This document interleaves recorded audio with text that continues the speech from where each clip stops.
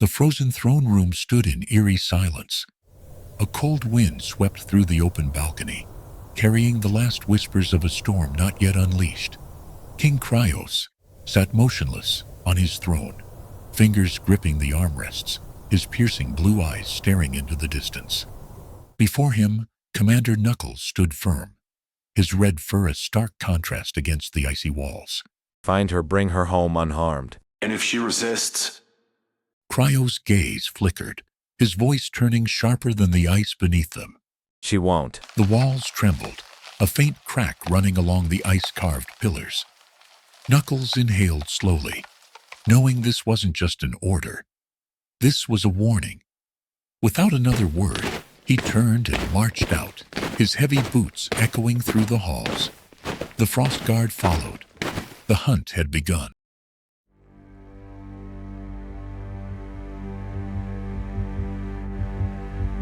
Step by step through ice and storm, a soldier moves where kings have sworn. No time for doubt, no room for fear, only duty's voice I hear.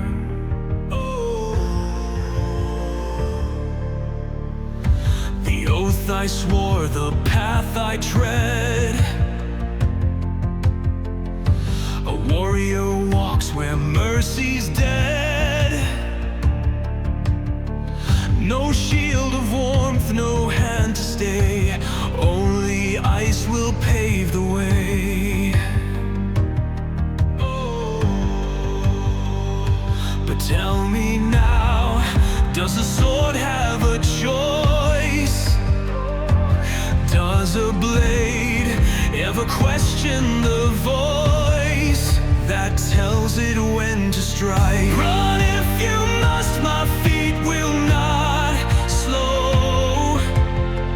Hide in the dark, the storm still knows. No chains I bring, no cage, no rope. Only duty, only hope. Oh. Her voice still lingers, a child's plea. Not a rebel, not an enemy. Yet I march, yet I chase, yet I hunt her like some prey. Does a crown decide what's right? Does a father own a life? If I bring her home in chains, then who will bear the blame? But tell me now, does a sword have a choice? Can a warrior ignore his own voice when it tells him not to fight? Run if you must, my feet will not slow. Hide in the dark, the storm still knows. No chains I bring, no cage, no rope. Only duty, only hope. If I find her, if she pleads, will my blade obey or will it leave? Does a warrior carve his fate alone? Or does he answer to his soul?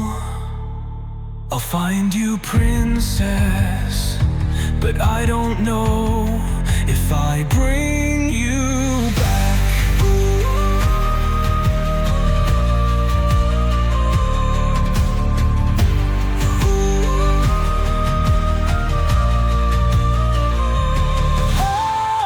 Bring you back, bring you better, bring you back, will it leave? Does a warrior carve his fate alone?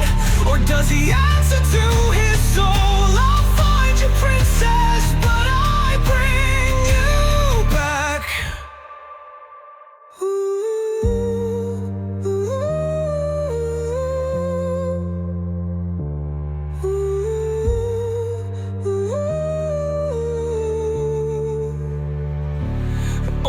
only hope.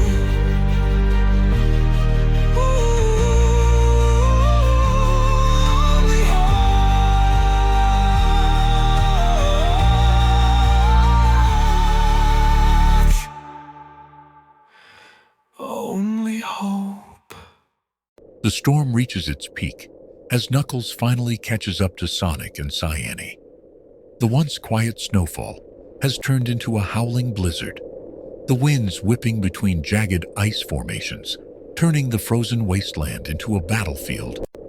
Sonic stands defiantly in front of Cyannie, his body tensed, boots half buried in the snow. His quills flick wildly in the wind, his sharp green eyes locked onto the approaching figure, Knuckles.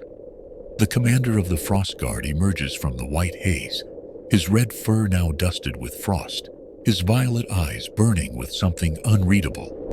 Determination or hesitation? His massive warhammer hangs heavy across his back, but his fists are bare, clenched at his sides, steam rising from his breath. Behind him, his soldiers stand ready, their gleaming armor catching the moonlight. But Knuckles raises a hand, a silent command to hold their position. This fight is his. Took you long enough, big guy. You know I'd find you. I was hoping you'd get lost in a storm. Knuckles doesn't smile. There is no playfulness in his stance, only a quiet, steady force, a storm behind his eye. Cyannie steps forward, her voice trembling not with fear, but with emotion. Knuckles, please, you don't have to do this. For a moment, something flickers in Knuckles' eyes. He remembers her as a child, running through the palace halls.